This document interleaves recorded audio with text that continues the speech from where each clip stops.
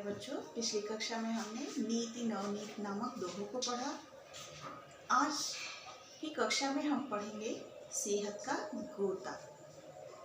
पाठ है 11, सेहत का गोता। सेहत का गोता यानी स्विमिंग, तैराकी। तैराकी सेहत का गोता कैसे है ये बताया जा रहा है इस पाठ में। स्विमिंग को आमतौर पर शौक या खेल माना जाता है। ज़्यादातर लोग जो है स्विमिंग को, तैराकी को खेल या शौक के रूप में मानते हैं, लेकिन ये स्विमिंग जो है एक बहुत ही अच्छा व्यायाम भी है। संपूर्ण तरीके का व्यायाम कहा जा सकता है इसको। पार्क की तुलना में, मैदानी स्थलों पे किए जाने वाले व्यायाम की तुलना में पानी में किया जाने वाला व्यायाम जो है वो ज़्यादा ही असरदार होता है, लाभदायक होता है। पानी में व्यायाम करने के लिए शरीर को 15 गुना अधिक मेहनत करनी पड़ती है। यह एक ऐसी प्रक्रिया है जिसमें जोड़ों और कंधों पर कम दबाव पड़ता है और श्वसन एवं रक्त संचार प्रणाली जो है वो दृढ़ होती है, मजबूत बनती है। स्विमिंग यानी तैराकी एक ऐसी कला है जिसमें मन को तो सुकून मिलता ही है, साथ ही शारीरिक व्यायाम भी अच्छी तरह से हो जाता है। हमारी शरीर का कसरत भी जो है वो अच्छे तरह से हो जाता है। खासकर गर्मियों की चिलचिलाती धूप में जब जॉगिंग या तेज चलना मुश्किल लगता हो, तब स्विमिंग के जरिए ठंडक हासिल करने के साथ साथ कैलोरी खपत भी हो जाती है। स्विमिंग करने से कोशिकाओं, ग्रंथियों और त्वचा की सफाई तो होती ही है, साथ ही नियमित तैराकी करने से शारीरिक क्षमता में वृद्धि होती है। हमारे शरीर की जो शक्ति होती है वो बढ़ती है, लगातार बढ़ती है। मांसपेशियां मजबूत होती हैं। कंधे और पसलियों का अच्छा व्यायाम है ये। मोटे लोग तैराकी के जरिए अपना वजन भी कम करते हैं। मोटापे से निजात पाने के लिए भी यह एक बहुत ही अच्छा व्यायाम है, तैराकी। आइए देखते हैं पानी में किए जाने वाले प्रमुख व्यायाम कौन से हैं। पानी में किए जाने वाले प्रमुख व्यायाम है हमारे डंबल्स के साथ, दूसरा है चेस्ट प्रेस विद फिन्स, तीसरा ट्राइसेप डिप्स, चौथा है स्टैंडिंग एब्स, क्रंचेस आदि। ये जो है प्रमुख तौर से पानी में किए जाने वाले व्यायाम हैं। तैराकी से होने वाले लाभ। अब देखिए, तैरने से हमारे शरीर को क्या क्या लाभ होते हैं। फर्स्ट तो इसे हम खेल या शौक मानते हैं, अर्थात ये मनोरंजन का साधन भी हो जाता है।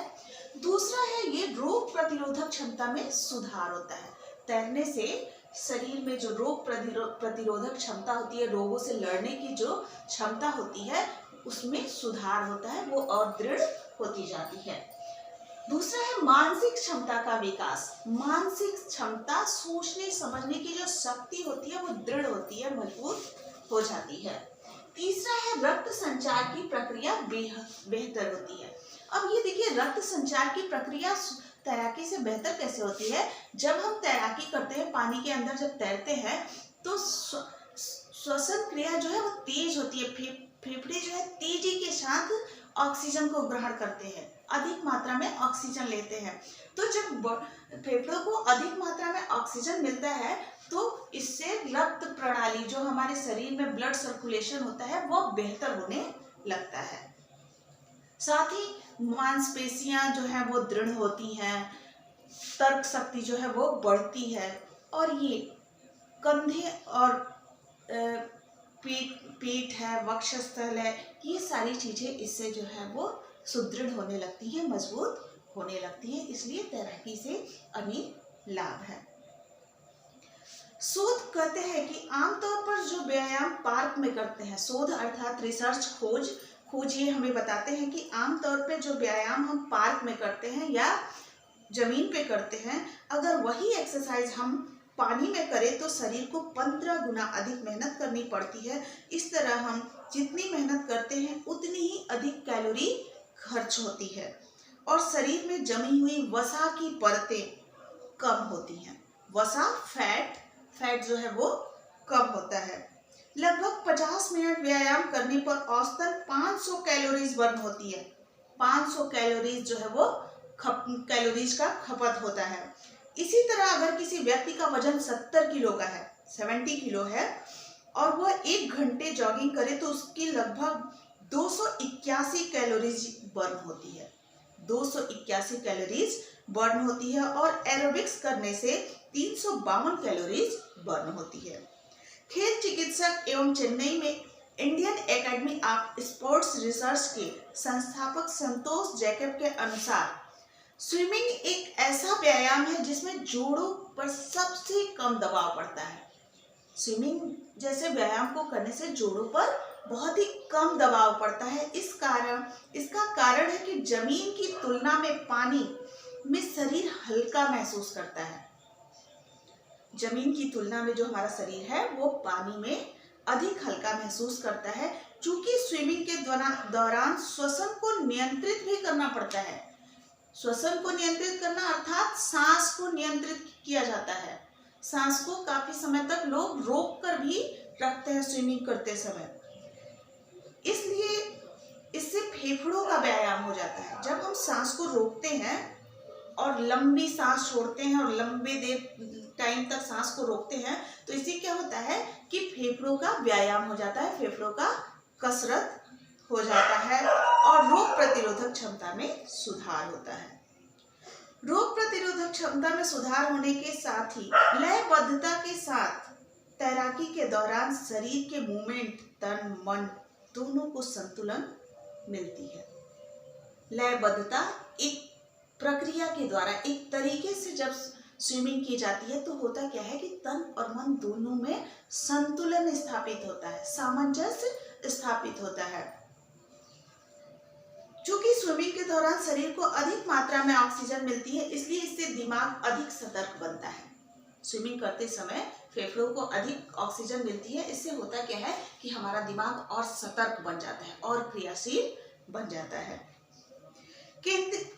केंद्रित करने की मानसिक क्षमता का विकास होता है। केंद्रित करना अर्थात एक जगह दृढ़ होना, तो ये जो दृढ़ता की भावना जो होती है उसका विकास भी तैराकी के द्वारा होता है। स्विमिंग का सबसे बड़ा फायदा यह है कि इसे किसी भी उम्र के लोग कर सकते हैं। स्विमिंग एक ऐसा व्यायाम है कि छोटे बड़े बूढ़े कोई भी इस कसरत को कर सकता है। दुर्घटना की आशंका कम होती है। स्विमिंग जैसे व्यायाम में जो है दुर्घटना की आशंका बहुत ही कम होती है। स्विमिंग की सबसे अच्छी बात है ये है कि इसमें दुर्घटना कम होती है। जोड़ों में कम दबाव पड़ने के कारण बोन डिसऑर्डर्स जैसी बीमारियां जैसे ऑस्टियोपोरोसिस, आर्थराइटिस, ऑटोइम्यून की स्थिति जैसी फाइब्रोमाइल्जिया जैसे ग्रसित व्यक्तियों के लिए स्विमिंग कसरत का सबसे अच्छा तरीका है। जिनके जोड़ों में बराबर दर्द रहता है या जोड़ों की प्रॉब्लम है, गठिया है, इस तरह की बीमारी, आर्थराइटिस है, तो इस तरह के लोगों के लिए स्विमिंग जो है वो बहुत ही अच्छा व्यायाम का माध्यम है। एक्सरसाइज के लिए जरूरी सामान। अब देखिए एक्सरसाइज स्विमिंग के दौरान अर्थात पानी में एक्सरसाइज करने के लिए हमें कौन कौन सी वस्तुओं की आवश्यकता होती है। एक जोड़ा प्लास्टिक फिन, एक जोड़ी रबर डंबल्स और गॉगल्स, कैप आदि सामान्य एक्सरसाइज अपने पास अवश्य रखें। एक जोड़ा प्लास्टिक फिन, एक जोड़ी रबर डंबल्स और गॉगल्स, कैप आदि सामान्य एक्सेसरीज अपने पास रखने चाहिए। स्विमिंग कैप पहनने का सबसे बड़ा फायदा यह होता है कि इससे बालों को नुकसान नहीं पहुंचता। इसी तरह पानी में मौजूद जो कैलोरी होती है वो आंखों में ड्राई आई, बर्न, कंजक्टिवाइटिस की समस्या उत्पन्न करती है। ये एक तरह की आंखों की बीमारी है जो अधिक क्लोरीन पानी में जब होता है तो उससे इस तरह की बीमारियां होती हैं। ऐसे में आंखों में गॉगल्स पहनना अच्छा रहता है। यदि आप पहली बार स्विमिंग कर रहे हैं तो स्विमिंग ट्यूब्स और फ्लोटर्स का होना भी फायदेमंद होगा। पानी में किए जाने वाले प्रमुख व्यायाम मैंने पहले ही आपको बताए हैं। इसमें होता क्या है, कंधे, कमर और जांघ की मांसपेशियां मजबूत होती हैं।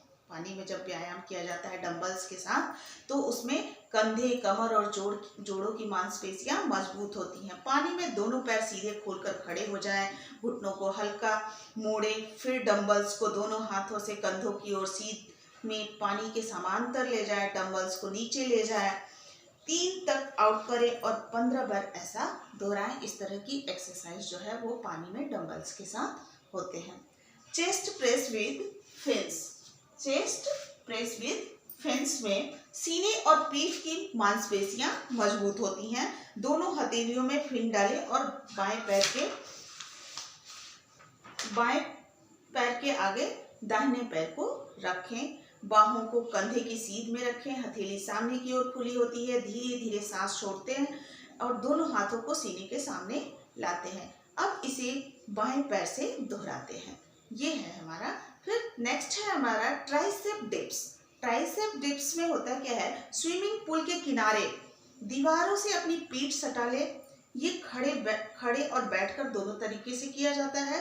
इस स्थिति में आपको हथेलियों का निचला हिस्सा जमीन पर होता है और कुहनियां मुड़ी होती हैं।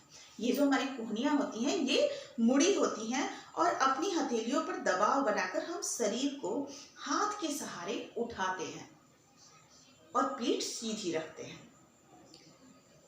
स्टैंडिंग एब्स और क्रंचेज, इससे पेट, पैर और जांघ का व्यायाम होता है। पैर सावधान की मुद्रा में रखें, डंबल्स को ले और बाहों को कंधे की सीध में पानी की सतह के बराबर रखी जाती है और तब पैर को कमर की तरफ लाएं और इसको लगभग 15 बार दोहराया जाता है। स्विमिंग को बनाएं अपना व्यायाम, दिल भी बनता है मजबूत। देखिए जो लोग स्विमिंग को अपना व्यायाम बना लेते हैं, अपना कसरत बना लेते हैं, होता क्या है कि उनका दिल भी मजबूत हो जाता है। उनको दिल के दौरे आदि जैसी बीमारियों का सामना नहीं करना पड़ता है। स्विमिंग से रक्तदाब जो हम कहते हैं क्या, ब्लड प्रेशर जो होता है, रक्तदाब तथा हृदय गति की अनियमितता, जो दिल की धड़कन होती है, पल्स होते हैं, तो इसकी अनियमितता जो नियमित रूप से नहीं चलती है, दूर करने में सहायता मिलती है। जो स्विमिंग करते हैं उनको इस तरह की बीमारियां नहीं हो पाती हैं, जिससे हृदय धमनियों से जुड़ी बीमारियों का खतरा घटता है। हृदय से जो धमनियां निकली होती हैं जिनसे रक्त संचार पूरी बॉडी में होता है, तो वो क्या होते हैं, वो दृढ़ होते हैं, मजबूत होती हैं। अगर आधे घंटे तक फ्री स्टाइल और ब्रेस्ट स्ट्रोक तैराकी की जाए तो दिल का दौरा पड़ने का खतरा निश्चित रूप से कम हो जाता है। ये फ्री स्टाइल और ब्रेन स्ट्रोक जो है वो तैराकी की एक विधि है, एक तरीका है। हृदय रोग विशेषज्ञ डॉक्टर गगनजीत कौर कहती हैं कि जिन्हें हृदय संबंधी दिक्कत पहले से ही हो, उन्हें स्विमिंग से पहले अपने चिकित्सक से राय जरूर लेनी चाहिए, अपने डॉक्टर से सलाह जरूर ले लेनी चाहिए, तब जाकर के उन्हें स्विमिंग करना चाहिए। रोजाना स्विमिंग करने से दिल की धड़कन की दर बढ़ने में मदद मिलती है, साथ ही फेफड़ों का व्यायाम होता है। पानी के अंदर झुककर एक बार अपने पैरों को छूना 10 कदम दौड़कर की जाने वाली कार्डियोवैस्कुलर एक्सरसाइज के बराबर है। कार्डियोवैस्कुलर एक्सरसाइज के बराबर होती है। ऐसे में पानी में किया गया व्यायाम जमीन की तुलना में 9 गुना अधिक होता है। जमीन की तुलना में जो हम एक्सरसाइज करते हैं वो एक्सरसाइज अगर पानी में किया जाता है तो उसका लाभ 9 गुना अधिक हमें मिलता है। इन बातों को ध्यान रखना भी जरूरी है। अब देखिए कि पानी में जब व्यायाम करते हैं तो हमें कौन कौन सी सावधानियां रखनी है, किन किन चीज़ों का ध्यान रखना होता है। सबसे पहले शुरुआत में जब हम तैराकी करने जा रहे हैं, फर्स्ट टाइम हम जब तैराकी के लिए जा रहे हैं, तो हमें एक प्रशिक्षक की देखरेख में तैराकी शुरू करनी चाहिए। साथ ही स्विमिंग पूल का चुनाव करते समय ये सुनिश्चित कर लें कि पूल की नियमित सफाई होती है। स्विमिंग पूल का जब हम चुनाव कर रहे हैं तो ये पता जरूर कर लेना चाहिए कि पूल की सफाई जो है वो नियमित रूप से होती है। दया मेमोरियल हॉस्पिटल के डॉक्टर कपूर बताते हैं कि यदि पानी साफ नहीं है या पानी में कैलोरी अधिक है तो त्वचा संबंधी दिक्कतें हो सकती हैं। पानी साफ नहीं है या फिर पानी में कैलोरीन की मात्रा जो है वो, क्लोरीन की मात्रा अगर अधिक है क्लोरीन की मात्रा जब अधिक होगी तो निश्चित तौर से जो है वो स्किन संबंधी प्रॉब्लम हमारे सामने आएंगे, आंखों की बीमारियां हो सकती हैं, ड्राई आइज हो जाएंगे, आंखें रेड पड़ जाएंगी। तो इस तरह की बीमारियां जो हैं वो क्लोरीन पानी में क्लोरीन की मात्रा ज़्यादा होने पर होती है। तो इसलिए तैराकी करने से पहले जो है वो पूल की क्लोरीन की मात्रा को देख लेना चाहिए। क्लोरीन के कारण त्वचा में रूखापन आ जाता है। ये भी देखा गया है कि एक साथ कितने लोग स्विमिंग कर रहे हैं। स्विमिंग पूल में एक साथ जब ज़्यादा लोग स्विमिंग करते हैं तो पानी जल्दी गंदा हो जाता है। तो ये भी ध्यान रखना चाहिए कि स्विमिंग पूल में एक साथ बहुत ज़्यादा लोग स्विमिंग न करते हैं। रिक्रिएशनल वाटर इलनेस RWI यानी दूषित पानी में खेलने या तैरने से होने वाली बीमारी है। तो यदि अगर ये व्यायाम हम दूषित पानी में करते हैं, तैराकी दूषित पानी में करते हैं तो अनेक तरह की बीमारियों से भी हम घिर जाएंगे। इसलिए तैराकी करने से पहले हमें पूल की पानी की साफ सफाई के बारे में जान लेना चाहिए।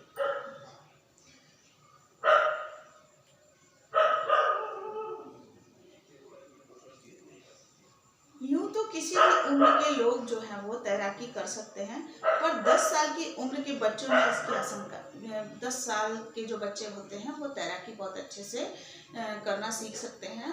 साथ ही जो है इन बच्चों को जो पानी की गंदगी से होने वाली बीमारियां हैं वो भी जल्दी लग जाती हैं। तो ये भी ध्यान रखना चाहिए कि पानी की साफ सफाई निरंतर होती है। डायरिया होने पर बच्चों को तैराकी नहीं करानी चाहिए। डायरिया एक तरह की बीमारी है, पेट से संबंधित बीमारी है। जिन बच्चों को डायरिया हो जाए उन्हें तैराकी नहीं करानी चाहिए। तैरने से पहले और बाद में साफ पानी से जरूर नहाना चाहिए। नदी या झील में तुरंत भारी बारिश के बाद न नहाएं। नदी या झील में अगर तुरंत भारी बारिश हुई हो तो हमें नदी और झील में तैराकी नहीं करनी चाहिए। अन्य व्यायामों की तरह स्विमिंग खाली पेट करनी चाहिए।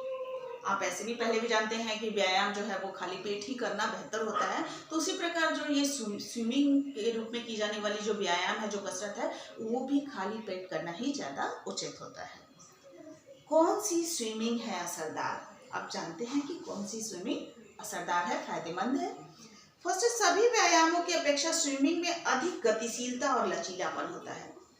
स्विमिंग की शुरुआत करने वालों को फ्री स्टाइल और बेस्ट स्ट्रोक मिला जुला इस्तेमाल करना चाहिए। बेस्ट स्ट्रोक वार्म अप के लिए सबसे बेहतर है। इसमें हमारी मांसपेशियां में कम खिंचाव आता है एवं उन पर कम जोर पड़ता है, कम दबाव पड़ता है। फ्री स्टाइल अधिक जोरदार है तथा इसके लिए अधिक बल की जरूरत पड़ती है। फ्री स्टाइल करने के लिए अधिक शक्ति की जरूरत होती है। आमतौर पर लोगों में बटरफ्लाई स्विमिंग सबसे अधिक लोकप्रिय है। लोगों में बटरफ्लाई स्विमिंग जो है वो ज़्यादा ही प्रचलित है। खास तौर पर वजन कम करने के इच्छुक में बटरफ्लाई स्विमिंग कैलोरी को घटाती है। बटरफ्लाई स्ट्रोक में आपकी मांसपेशियों पर सबसे अधिक दबाव पड़ता है, खास तौर पे पीठ, कंधे और फेफड़े की मांसपेशियों पर। इससे होता क्या है कि पेट, वक्षस्थल और गर्दन की मांसपेशियां मजबूत होती है। पेट, वक्षस्थल और गर्दन की, हमारे जो गर्दन की मांसपेशियां हैं वो मजबूत होती हैं। तो इस तरह से हम देखते हैं कि स्विमिंग के दौरान जो हम व्यायाम करते हैं वो हमारे शरीर के लिए काफ़ी फायदेमंद है, काफ़ी असरदार है। इससे हमारा रक्त संचार प्रणाली सुदृढ़ होता है, सोचने समझने की जो क्षमता होती है उसमें वृद्धि होती है, मांसपेशियां मजबूत होती हैं, पेट मजबूत होता है, साथ ही वक्षस्थल और गले की मांसपेशियां मजबूत होती हैं। तो हम देखते हैं कुल मिलाकर के जो है ये स्विमिंग जो है वो एक सेहत का गोता है, सेहत का अर्थात स्वास्थ्य का जरिया है, बहुत ही अच्छा माध्यम है। आज के लिए इतना ही, धन्यवाद।